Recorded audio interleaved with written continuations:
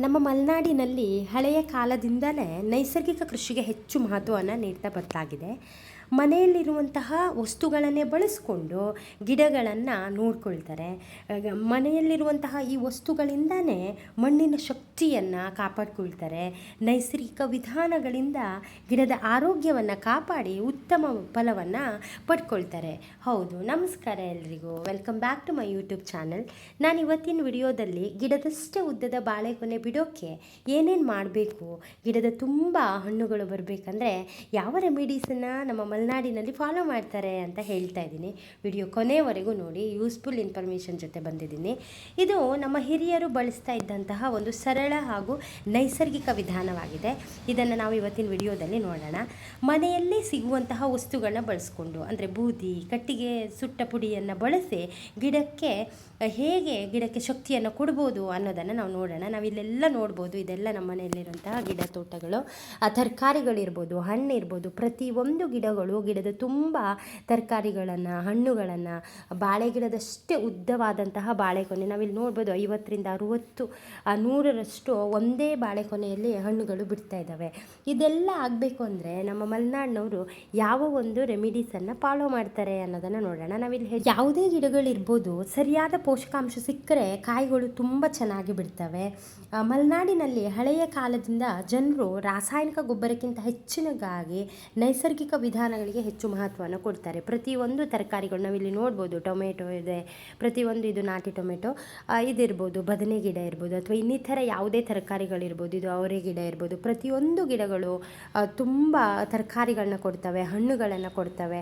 ಹಾಗಾದರೆ ನಾವಿಲ್ಲಿ ಯಾವ್ಯಾವುದು ಏನನ್ನು ಯೂಸ್ ಮಾಡಿಕೊಂಡು ಈ ರೀತಿ ಗಿಡಗಳಿಗೆ ಶಕ್ತಿ ಬರೋ ಥರ ಮಾಡ್ತಾರೆ ಅನ್ನೋದನ್ನು ಇವತ್ತಿನ ವಿಡಿಯೋದಲ್ಲಿ ನಾನು ಶೇರ್ ಮಾಡ್ಕೊಳ್ತಾ ಇದ್ದೀನಿ. ನಾವಿಲ್ಲಿ ನೋಡ್ಬೋದು, ಇದು ಬದನೆ ಗಿಡ, ಇದು ಬಾಳೆಕೊನೆ, ಇದು ಗಿಡದಷ್ಟೇ ಉದ್ದವಾದಂತಹ ಬಾಳೆಕೊನೆ ಬಿಟ್ಟಿದೆ.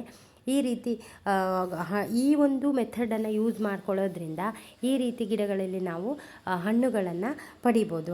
ಅದೇನಂತಂದರೆ ಬೂದಿ ಮಣ್ಣು ಅಥವಾ ಕಟ್ಟಿಗೆ ಸುಟ್ಟ ಮಣ್ಣನ್ನು, ನಾವು ಈ ಮಣ್ಣನ್ನು ಮಲೆನಾಡಿನವರು ಕೇವಲ ಪೋಷಕಾಂಶಕ್ಕಷ್ಟೇ ಬಳಸೋದಿಲ್ಲ.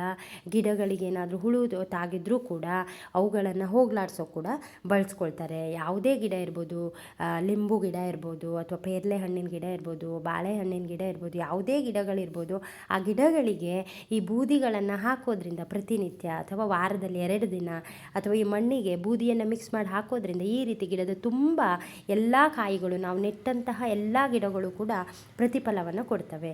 ಹೌದು, ನಾವು ಇದೇ ರೆಮಿಡೀಸನ್ನು ಯೂಸ್ ಮಾಡಿಕೊಂಡು ಹೆಚ್ಚಿನ ಇಳುವರಿಯನ್ನು, ಹೆಚ್ಚಿನ ಈ ಹಣ್ಣುಗಳನ್ನು ಪಡ್ಕೊಳ್ತಾ ಇದ್ದೀವಿ. ನಾವಿಲ್ಲಿ ನೋಡ್ಬೋದು, ಎಲ್ಲ ಗಿಡಗಳಿಗೂ ಕೂಡ ಇವುಗಳನ್ನ ಬಳಸ್ಕೊಳ್ತೀವಿ. ಹಾಗಾದರೆ ಈ ಬೂದಿ ಮಣ್ಣು ಎಲ್ಲಿರುತ್ತೆ ಅಂತ, ಪ್ರತಿಯೊಬ್ಬರು ನಮ್ಮ ಮಲೆನಾಡಿನಲ್ಲಿ ಕಟ್ಟಿಗೆ ಒಲೆ ಇದ್ದೇ ಇರುತ್ತೆ ಹೊರಗಡೆ. ಆ ಕಟ್ಟಿಗೆ ಒಲೆಯಲ್ಲಿ ಅಡುಗೆ ಮಾಡಿದ ನಂತರ ಬೂದಿ ಇರುತ್ತೆ. ಆ ಬೂದಿಯನ್ನು ಈ ರೀತಿ ಶೇಖರಣೆ ಮಾಡಿ ಇಟ್ಕೊಳ್ತಾರೆ. ಹೌದು, ಬೆಳಿಗ್ಗೆ ಇರ್ಬೋದು ಅಥವಾ ಇನ್ಯಾವುದೋ ಒಂದು ಟೈಮಲ್ಲಿ ಬೂದಿಗಳನ್ನು ಈ ರೀತಿ ಶೇಖರಣೆ ಮಾಡಿ ಇಟ್ಕೊಳ್ತಾರೆ. ಆ ಬೂದಿಯನ್ನು ಹಾಗೆ ಬೀಸಾಡೋದಿಲ್ಲ.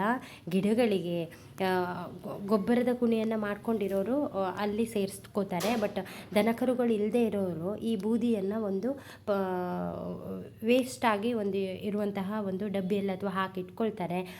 ಗಿಡಗಳಿಗೆ ಡೈಲಿ ಯಾವ ತರಕಾರಿಗಳಿರ್ಬೋದು, ಹಣ್ಣುಗಳ ಗಿಡಗಳಿರ್ಬೋದು, ಅವುಗಳಿಗೆ ಇವುಗಳನ್ನ ಬಳಸ್ಕೊಳ್ತಾ ಹೋಗ್ತಾರೆ. ಇಲ್ಲಿ ನಾವು ಅಡುಗೆಯನ್ನು ಗ್ಯಾಸಲ್ಲಿ ಮಾಡೋದ್ರಿಂದ ಬೂದಿ ಸ್ವಲ್ಪ ಕಡಿಮೆ ಇದೆ. ಆದರೆ ಎಷ್ಟೇ ನಾವು ಇಲ್ಲಿ ಸೋಲಾರ್ ಇರ್ಬೋದು ಅಥವಾ ಇನ್ನಿತರ ಯಾವುದೇ ಮೆಥಡ್ಗಳಿದ್ದರೂ ಕೂಡ ನಮ್ಮ ಮಲೆನಾಡಿನಲ್ಲಿ ಒಂದು ಕಟ್ಟಿಗೆ ಒಲೆ ಇದ್ದೇ ಇರುತ್ತೆ. ಮನೆಯ ಹೊರಗಡೆ ಒಂದು ಒಲೆಗಳನ್ನ ಮಾಡ್ಕೊಂಡಿರ್ತಾರೆ. ಈ ರೀತಿ ನೀರು ಕಾಸೋಕ್ಕೋಸ್ಕರನೂ ಕೂಡ ಮಾಡ್ಕೊಂಡಿರ್ತಾರೆ. ಈ ರೀತಿ ಇದ್ದಾಗ ಈ ಬೂದಿಯನ್ನು ಸುಮ್ಮನೆ, ಅಂದರೆ ಇದು ನಾವು ಬೆಂಕಿಯನ್ನು ಇಲ್ಲಿ ಹಚ್ಕೊಳ್ಬೇಕು ಅಂತಂದರೆ ಈ ಬೂದಿಯನ್ನು ತೆಗಿಲೇಬೇಕಾಗುತ್ತೆ. ಸುಮ್ಮನೆ ಇದನ್ನು ಬೀಸಾಡೋ ಬದಲು ಇದರಿಂದ ಎಷ್ಟೆಲ್ಲ ಮಹತ್ವವಿದೆ ಅನ್ನೋದನ್ನು ನಾವು ಅರ್ಥಕೊಂಡ್ರೆ ಎಷ್ಟೆಲ್ಲ ಹೆಲ್ಪ್ ಆಗುತ್ತೆ. ಪ್ರತಿಯೊಬ್ಬರು ಮನೆಯಲ್ಲೂ ಕೂಡ ಹಳ್ಳಿಗಳಲ್ಲಿ ಈ ರೀತಿ ಒಲೆಗಳಿರ್ತವೆ. ಎಲ್ಲರೂ ಕೂಡ ಇದೇ ಮೆಥಡನ್ನು ಯೂಸ್ ಮಾಡಿಕೊಂಡು ಮನೆಯ ಸುತ್ತಮುತ್ತ ಇರುವಂತಹ ಗಿಡಗಳಿಗೆ ಇವುಗಳನ್ನೇ ಹಾಕಿ, ಯಾವುದೇ ರಾಸಾಯನಿಕ ಗೊಬ್ಬರಗಳನ್ನ ನಾವಿಲ್ಲಿ ಮನೆಯಲ್ಲಿ ಬಳಸೋದೇ ಇಲ್ಲ. ಗಿಡಗಳಿಗಾಗಿರ್ಬೋದು ಅಥವಾ ಇನ್ನಿತರ ಯಾವುದೇ ಹಣ್ಣುಗಳ ಗಿಡಗಳನ್ನ ನೆಟ್ಟಾಗ ಅವುಗಳಿಗೆ ರಾಸಾಯನಿಕ ಗೊಬ್ಬರಗಳನ್ನ ತಂದು ಹಾಕೋದೇ ಇಲ್ಲ. ಈ ರೀತಿ ಮನೆಯಲ್ಲೇ ಇರುವಂತಹ ಗೊಬ್ಬರಗಳನ್ನ ಹಾಕ್ಕೊಳ್ತಾ ಇದ್ದೀವಿ. ನಾನು ಕೂಡ ಇಲ್ಲಿ ಈ ರೀತಿ ಬೂದಿಯನ್ನು ತಗೊಳ್ತಾ ಇದ್ದೀನಿ. ಇದನ್ನೆಲ್ಲ ನೀಟಾಗಿ ಒಟ್ಟು ಮಾಡಿ ಇಟ್ಕೊಳ್ಬೇಕಾಗತ್ತೆ. ನಂತರ ಗಿಡದ ಸುತ್ತಲೂ ಇದನ್ನು ಹೂವಿನ ಗಿಡಗಳಿಗೂ ಇದನ್ನು ಹಾಕ್ಬೋದು. ಅದಕ್ಕೂ ಹೆಚ್ಚಿನದಾಗಿ ಈ ಬೂದಿಯನ್ನು ಬದನೆ ಗಿಡಗಳಿಗಿರ್ಬೋದು ಅಥವಾ ಲಿಂಬು ಗಿಡಗಳಿಗಿರ್ಬೋದು, ಅದಕ್ಕೂ ಮೊದಲು ಇದನ್ನು ನಾವು ಬಾಳೆ ಗಿಡಗಳಿಗೆ ಹಾಕಿದರೆ ಹಣ್ಣು ಮಾತ್ರ ತುಂಬ ಗಿಡದ ತುಂಬ ಅಂದರೆ ಬಾಳೆಕೊನೆ ಎಷ್ಟು ಗಿಡದಷ್ಟೇ ಉದ್ದವಾದಂತಹ ಬಾಳೆಕೊನೆ ಬಿಡೋದನ್ನು ನಾವು ನೋಡ್ಬೋದು. ಈ ರೀತಿ ಮಣ್ಣನ್ನು ಸೇರಿಸೋದ್ರಿಂದ ಏನಾಗುತ್ತೆ ಅಂತಂದರೆ ಗಿಡದ ಬುಡ ಗಟ್ಟಿಯಾಗತ್ತೆ. ಮಣ್ಣಿನಲ್ಲಿ ಮಿಕ್ಸ್ ಮಾಡಿ ಕೂಡ ನಾವು ಇದನ್ನು ಕುಂಡದಲ್ಲಿ ಮಣ್ಣನ್ನು ಹಾಕುವಾಗ ಅಥವಾ ಗಿಡಗಳನ್ನು ನೆಡುವಾಗ ಇದನ್ನು ಕೂಡ ಮಿಕ್ಸ್ ಮಾಡ್ಬೋದು. ಅದ್ರ ಜೊತೆಗೆ ಈ ರೀತಿ ಬೂದಿಯನ್ನು ಎಲ್ಲೆಲ್ಲೋ ಹಾಕೋ ಬದಲು ಈ ರೀತಿ ಗಿಡಗಳಿಗೆ ಹಾಕೋದ್ರಿಂದ ಪ್ರತಿಫಲಗಳನ್ನು ನಾವು ಖಂಡಿತ ಇವುಗಳಿಂದ ನಿರೀಕ್ಷೆ ಮಾಡ್ಬೋದು. ಗಿಡಕ್ಕೆ ಸರಿಯಾದ ಪೋಷಕಾಂಶ ಸಿಕ್ಕಿದ್ರೆ ಎಲ್ಲ ಗಿಡಗಳು ಕೂಡ ಇವುಗಳು ಕೂಡ ಕಾಯಿಗಳು ಬಂದೇ ಬರ್ತವೆ. ನಮ್ಮ ಮಲೆನಾಡಿಗರು ಇದನ್ನೇ ಯೂಸ್ ಮಾಡ್ಕೊಳ್ತಾರೆ. ಈ ಬೂದಿಯಲ್ಲಿ ಪೊಟ್ಯಾಷಿಯಮ್ ತುಂಬ ಇರುತ್ತೆ. ಇದು ಗಿಡಕ್ಕೆ ಶಕ್ತಿಯನ್ನು ಕೊಡುತ್ತೆ. ಹೇಗೆ ಹಾಕೋದು ಅಂತಂದರೆ ನಾವು ಗಿಡದ ಸುತ್ತ ಇದನ್ನು ಹಾಕ್ಬೋದು. ಇದು ತಣ್ಣಗಾದ ಮೇಲೆ ಇದನ್ನು ಗಿಡಗಳ ಸುತ್ತ ಹಾಕ್ಬೋದು, ಅಥವಾ ಗಿಡದ ಸುತ್ತ ಮಣ್ಣನ್ನು ಸ್ವಲ್ಪ ಸಡಿಲಗೊಳಿಸಿ ಒಂದಿಷ್ಟು ಬೂದಿಯನ್ನು ಹಾಕಿ ಮಣ್ಣಿನ ನಂತರ ಇವುಗಳನ್ನ ಸೇರಿಸ್ಕೊಳ್ಬೋದು. ನೆಕ್ಸ್ಟ್ ಇದಕ್ಕೆ ಸ್ವಲ್ಪ ಸ್ವಲ್ಪ ನೀರನ್ನು ಹಾಕ್ತಾ ಬರ್ಬೋದು. ಏನೂ ತೊಂದರೆಗಳು ಆಗೋದಿಲ್ಲ. ಮತ್ತು ಗಿಡಗಳಿಗೆ ಏನಾದರೂ ಹುಳು ಬಿದ್ದರೆ ಅಥವಾ ಕೆಲವೊಂದು ಗಿಡಗಳಿಗೆ ಈಗ ಬದನೆ ಗಿಡ ಇರ್ಬೋದು ಅಥವಾ ಇನ್ನಿತರ ಸಣ್ಣ ಸಣ್ಣ ತರಕಾರಿ ಗಿಡಗಳಿಗೆ ಹುಳು ಬೀಳುತ್ತೆ. ಈ ಹುಳುಗಳನ್ನು ಬಿದ್ದಾಗ ಈ ಬೂದಿ ಮಣ್ಣನ್ನು ಸಿಂಪಡಿಸೋದ್ರಿಂದ ಕೂಡ ತರಕಾರಿ ಗಿಡಗಳು ಚೆನ್ನಾಗಿ ಬೆಳೀತವೆ. ಇದೇ ವಿಧಾನವನ್ನು ನಾವು ನಮ್ಮ ಮಲೆನಾಡಿನಲ್ಲಿ ಬಳಸ್ಕೊಳ್ತೀವಿ. ಇದೇ ವಿಧಾನ ಲಿಂಬೆ ಗಿಡ ಇರ್ಬೋದು, ಫೇರ್ಲೆ ಗಿಡ ಇರ್ಬೋದು, ಇನ್ನಿತರ ಯಾವುದೇ ತರಕಾರಿಗಳಿರ್ಬೋದು, ಅದಕ್ಕೂ ಕೂಡ ನಾವು ಇದೇ ರೀತಿ ಬೂದಿ ಮಣ್ಣನ್ನೇ ಹಾಕಿ ಪ್ರತಿಫಲಗಳನ್ನ ನಿರೀಕ್ಷೆ ಮಾಡ್ತೀವಿ. ನಾವಿಲ್ಲಿ ನೋಡ್ಬೋದು ಅಡಿಕೆ ಗಿಡಗಳಿಗೂ ಕೂಡ ನಾವಿಲ್ಲೇ ಹಾಕಿದ್ದೀವಿ. ಯಾಕೆಂತಂದರೆ ಇಲ್ಲಿ ನಮ್ಮ ಮಲೆನಾಡಿನಲ್ಲಿ ಕಟ್ಟಿಗೆ ಒಲೆಗಳು ಇದ್ದೇ ಇರ್ತವೆ. ಡೈಲಿ ಕೂಡ ಕಟ್ಟಿಗೆ ಒಲೆಗಳಿಂದನೇ ನೀರನ್ನು ಕಾಯಿಸ್ಕೊಳ್ಳಲಾಗತ್ತೆ. ಹೊರಗಡೆ ಒಂದು ಒಲೆಯನ್ನು ಮಾಡ್ಕೊಂಡಿಟ್ಟೇ ಇರ್ತಾರೆ. ಸೊ ನೆಕ್ಸ್ಟ್ ಡೇ ನಾವು ಬೆಂಕಿಯನ್ನು ಹಾಕ್ಕೊಳ್ಬೇಕು ಅಂತಂದರೆ ಆ ಬೂದಿಯನ್ನು ತೆಗಿಲೇಬೇಕು. ಆ ಬೂದಿಯನ್ನು ಎಲ್ಲಂದ್ರಲ್ಲಿ ಬೀಸಾಡೋದಿಲ್ಲ. ಈ ರೀತಿ ಗಿಡಗಳಿಗೆ ಹಾಕೊಳ್ಳೋದ್ರಿಂದ ನಾವಿಲ್ಲಿ ನೋಡ್ಬೋದು ಇಷ್ಟು ಸಣ್ಣ ಲಿಂಬೆ ಗಿಡದ ತುಂಬ ಹೂ ಬಿಟ್ಟಿದೆ, ಗಿಡದ ತುಂಬ ಕಾಯಿಗಳನ್ನು ಬಿಟ್ಟಿದೆ.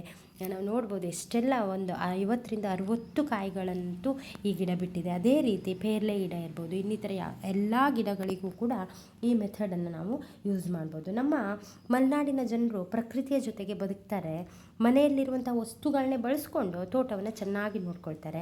ಈ ರೀತಿಯ ಸಣ್ಣ ಸಣ್ಣ ಉಪಾಯಗಳನ್ನ ಬಳಸ್ಕೊಂಡು ಗಿಡದ ಆರೋಗ್ಯವನ್ನು, ಮಣ್ಣಿನ ಶಕ್ತಿಯನ್ನು ನಾವೆಲ್ಲರೂ ಕೂಡ ಉಳಿಸ್ಕೊಳ್ತಾ ಇದ್ದೀವಿ. ಇಲ್ಲೂ ನೋಡ್ಬೋದು ಇದು ಪೇರ್ಲೆ ಗಿಡ.